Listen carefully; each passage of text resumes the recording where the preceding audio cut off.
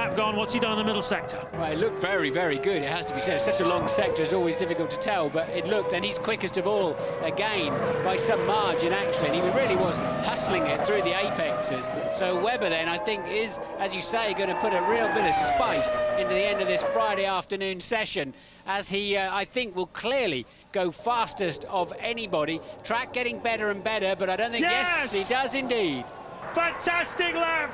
Well, we had a round of applause for Pizzoni a few minutes ago, but what about that for Mark Webber? He said yesterday he'd been very cautious, really, in qualifying so far. This new single lap qualifying, not really wanting to make too much of a fool of himself by sticking it into the barriers, but here on Friday in Brazil, he has pulled something very special out of the bag on a drying track. It just shows you the way these new rules work, that you have to go out in your allotted slot and you have to deal with the conditions as they are at the time. They were pretty dicey, tricky conditions for a lot of the drivers earlier on, and maybe there is some advantage to being almost last in the World Championship. You get to go out on a quick track. Fantastic opportunity now then for Olivier Panis. Can he capitalise on it? No, he can't. 0.4 of a second down in the first sector. So that lap from Webber really is looking special, isn't it, Martin? It certainly was a good run. The Jaguar working very well in the wet. Usually, if you get a nice balance, if you can afford to run the car a little bit softer and still not hurt too much on the aerodynamics, you do get that effect. Panis, his teammate went quite well, didn't he? D'Amata, he's 10th at the moment on a 1:26.5, and it does seem the track's getting better and better. So Panis has a chance to shuffle the pack and move himself. Oh, really struggling under braking there, and collected it all up. Let's see how hard he chases the throttle through here. Not that hard, it has to be said, and certainly wasn't carrying anything like the apex speeds of Webber in the Jaguar. But nonetheless, I think Panis can put himself, again, just in the tail end of the top 10 with this run. It stopped raining outside in the last few minutes. Great news for Mark Webber, great news for Olivier Panis. If he can capitalise on it in this last part of the lap, he goes 6th. Displaces his old teammate from BAR, Jacques Villeneuve, down into 7th place. So everybody has set a time except for Jenson Button, who spun and crashed on his single flying lap.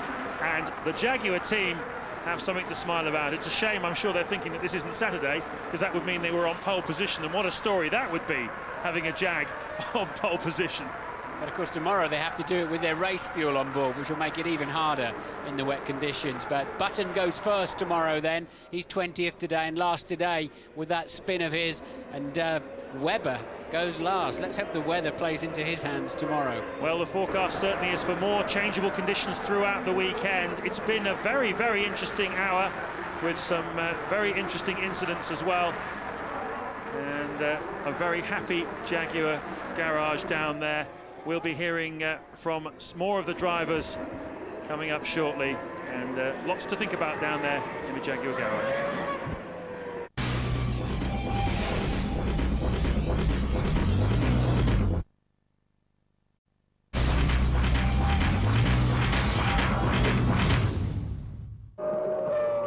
So Mark Webber fastest for the first time in his career, a boost for him and Jaguar. He starts last in qualifying 2, Barrichello ahead of Raikkonen and the unhappy Coulthard. Panis, Villeneuve, Pizzoni, Alonso and Frentzen all in the top 10. Ralf Schumacher and Montoya well down. 3 British drivers first to go in qualifying 2, Button, Wilson and Furman.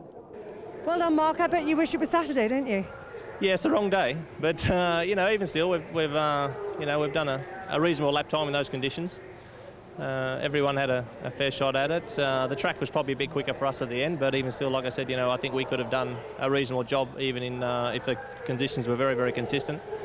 The car felt good. It was just a matter of trying to hit all the apexes, and you know, it's not easy, the one-lap deal, but that was one of my best laps so far this year on the one-lap specials.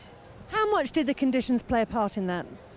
Well, I think when Michael did his lap, the rain was probably at its worst. You know, Kimi and DC also, there was no rain, but there was still quite a bit of standing water on the track.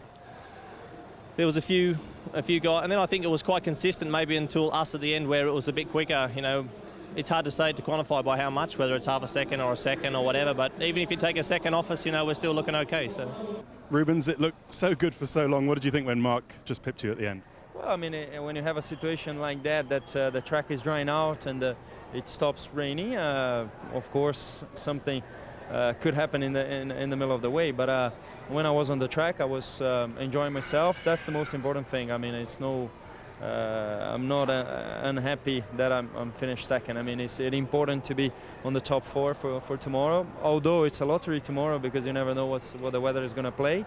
But I'm a fairly happy guy. I was going to say, do you think we can glean anything really meaningful from a wet-dry session like this? No, I mean, we only had a wet session today. This morning, the guys who run this morning from 8 o'clock, they had a dry session, so they're a little bit ahead of us.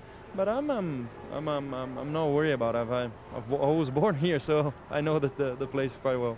Well, Justin, we've seen Mark Webber now go quickest. Was a dry line coming out? For me, it was no dry line. I was slipping and sliding all over the place, but that's the first lap I've done in the wet, and it's quite slippy, especially on the new tarmac. There's zero grip. I had a big moment starting the lap and nearly put it in the wall, but you know, the main thing is just get a lap time today and see what we can do tomorrow. It hasn't been raining. It hadn't been raining for about 20 minutes before you went out. Were you thinking I could be in with a bit of luck here? It doesn't seem to be drying that much, but it's getting quicker and quicker. But unfortunately, we were struggling still. But you know, we'll keep working on it.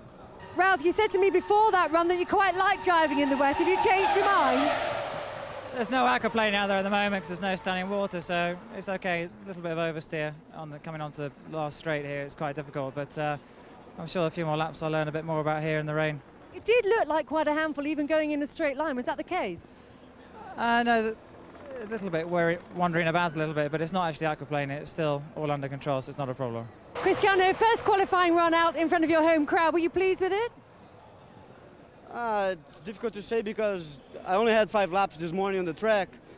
It has been 9 years since I haven't been here, so I go out, it's like an unknown track for me almost. So I feel like I could have done a lot better, but we'll see tomorrow.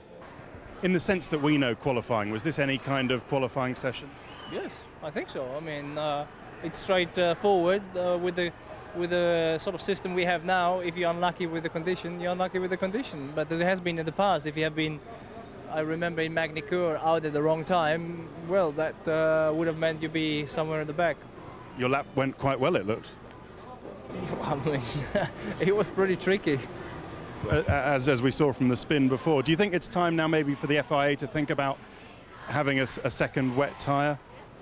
Yes, I have to say I clearly agree on that issue. I thought you were going another direction, but yeah, I would favour that. Watch qualifying 2 after the Premiership just before midnight. The Brazilian Grand Prix starts at 6 o'clock here on ITV1 on Sunday evening. We're on air from 5:20. Highlights just after midnight. The weather's a lottery. Jenson Button has experienced enough rough water for the weekend. But plain sailing so far for the Weberman and Jaguar. Good night to you all.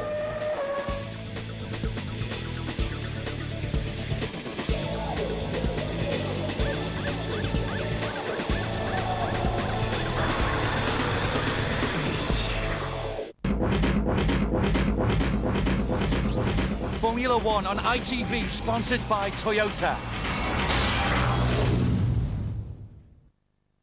If you'd like to know more about Formula One, the website address sponsored by Toyota is itv.com/F1.